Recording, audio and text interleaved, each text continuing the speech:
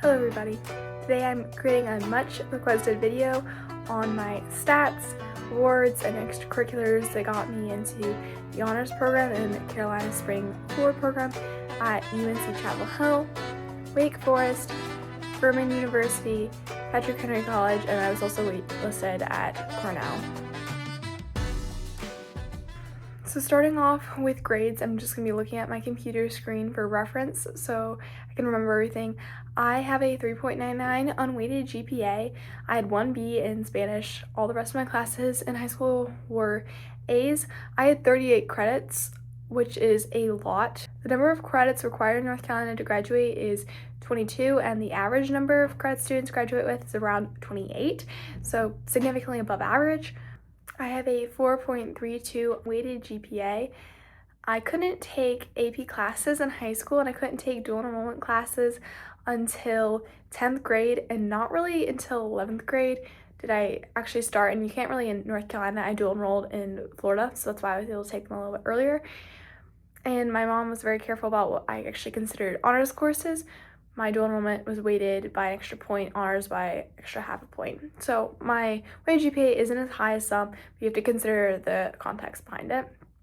And total in high school, I took 12 dual enrollment courses, 4 courses this semester, so that'll be 16 at the end of this year, but they only had the grades for 12 when considering me for admission.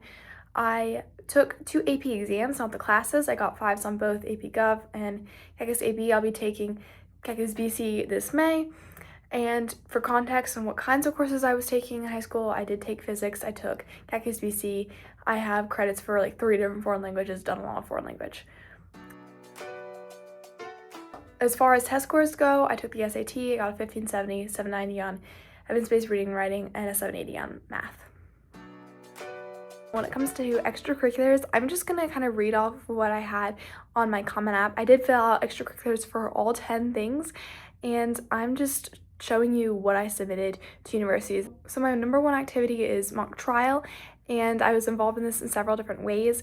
In my bio, I just say I competed in regional tournaments while organizing my team. I didn't have an official leadership position, but it just wasn't that wasn't available. Really, I'll talk about that later. I volunteered to juror and advise middle school mock trials, and I'm going to compete in Gladiator 2026, which is basically, it's an international mock trial tournament, and it's considered to be one of the most prestigious. I did this in 10th through 12th grade, and I participated basically all year round. I spent 5 hours doing this per week, 20 weeks per year. The second activity was my YouTube channel. So I was a content curator, of course, creator of a YouTube channel with 700 plus subscribers. This was at the time that I did this application. I have more now. Designed to equip homeschoolers with the tools to prepare for college and complete high school. So I just did that in 12th grade. All year, I spent 3 hours per week. It's actually probably more than that, probably closer to 5. 52 weeks per year. Third thing was local farmers market vendor. I have my own little knitting business. I was a young entrepreneur creating, marketing, and selling knitted items at my local farmers market. I was awarded best in show and 2 first place awards at the state fair. And looking back, I wish I had actually added more into this because I raised about over $1,000 for Operation Christmas Child. In this process, I was a self-taught knitter, but I didn't say any of this, so that probably could have helped my application a little bit further. I participated in this all years in high school. I actually did this all years in middle school as well. Only during the school year though, 6 hours per week, 10 weeks per year. The fourth activity I did was I was a member of my local church, which involved a lot of different things.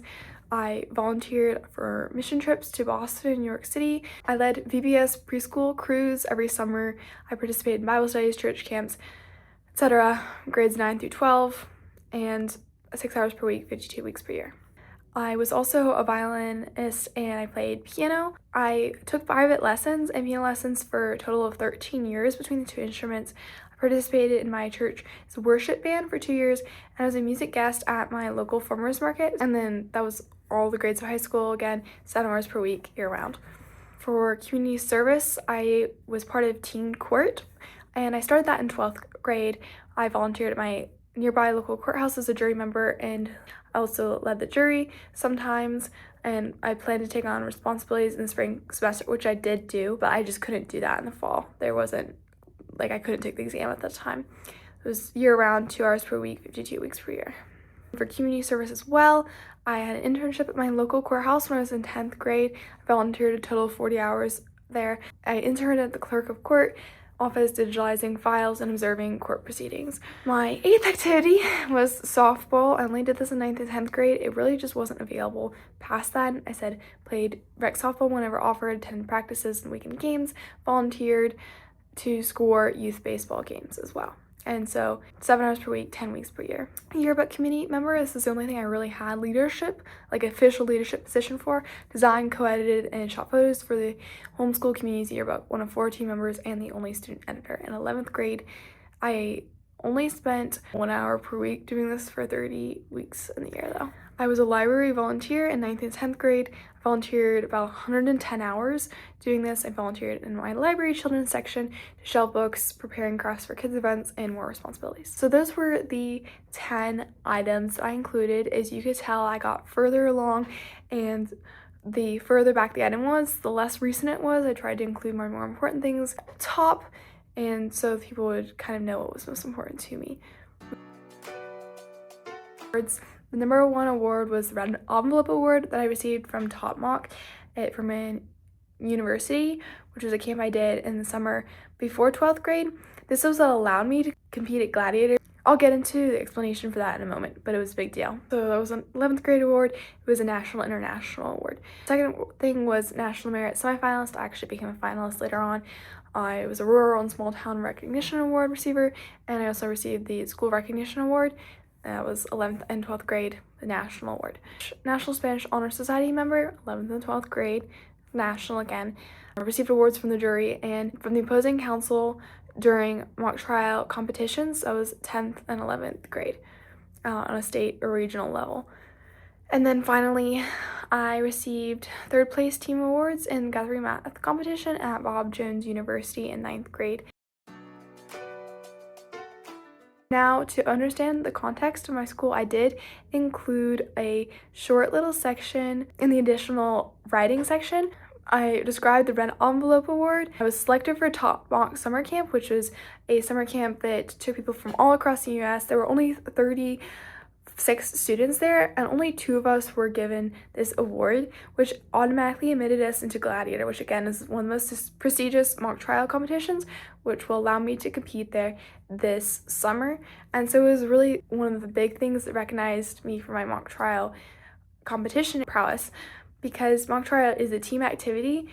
Just doing well enough, like you could do in debate or moot court, isn't really enough. You have to have a team of dedicated members in order to move on. And so Gladiator is an individual competition, and it allowed me to be recognized without that. One thing I did also say is that none of my extracurriculars have designated official leadership positions, like no captain, no president roles, aside from my homeschool yearbook community. So anything that was leadership were created by me, like founding my YouTube channel, my personal business, that kind of thing. And so just asking them, please don't disadvantage me too much for this, because I couldn't be mock trial team captain, I couldn't be president of whatever club.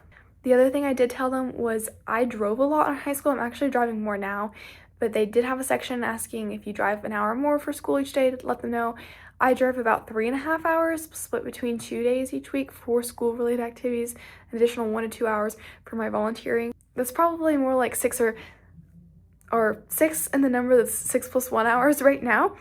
And yeah, so those were just some extra things I included for context. So I hope knowing the grades, the extracurriculars, the awards that I received in high school helps you know a little bit better about where you might be able to apply in college. Now, again, consider this with so much context. I was a homeschool student. I was a small town student.